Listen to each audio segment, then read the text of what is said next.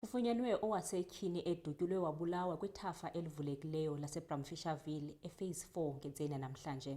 Iingxelo zithi elibhinqa ekhokhela ukuba likwiminyaka yama-30 ubudala liqatshelwe ngumfundi obelibangise esikolweni.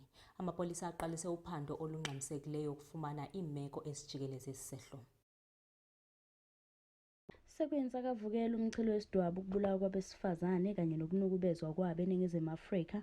Kanti osukwini lanamhlanje umphakathi waseBramfisherville phase 4 usathuthumele emva kwesigameko sokudutshulwa kubulawa wesifazane okukholakala ukuthi uneminyaka elinganiselwa kwe-30 okubika ukuthi utholwe ngumfundi obesendleleni esikoleni ekuseni.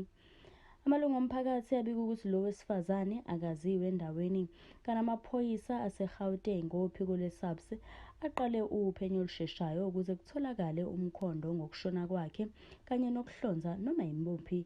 There is a body that was found along the Veld Moor Bramfisher phase 4. It's a female, ages about 30s, in her early 30s. Now, this incident, we are not sure when it happened. However, a community member called the police to tell us what is going on. Now, the lady was found with a gunshot wound to the head and the cartridge was found next to her body. Now, investigations have started on this incident. And in the Rekupa community, we thank you very much, and again, Rekupa Hori. Any incident that you see, please report to the police.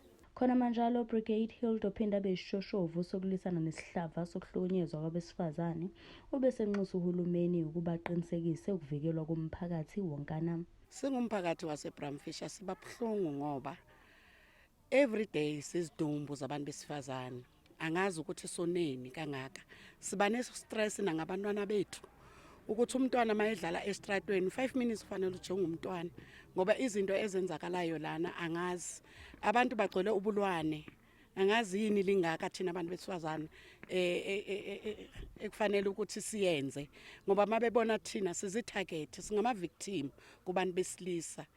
Siyacela nje ukuthi nje ingathi ngaba nendlela abangayibona ngayo indlela yaseBramfisher ukuthi the way siphila ngakhona. Lolu phenyo luqhamuke ngemva kokuthungathwa kwabantu abahlobene nokubulawa kuKalikhona Force oneminyaka eyi-14. Amathamba akhe atholakala eDurban Deep eWest Rand. Sergeant Khulu weluleke izakhamuzi zaseBramfisherville ukuthi ziqaphele futhi zigweme ukuhamba ngazodwana ey'ndaweni ey'thusayo. Ezindabeni zeSoweto TV, nginguNobuhle wakwaNdlovu ngibika ngiseBramfisherville phase 4.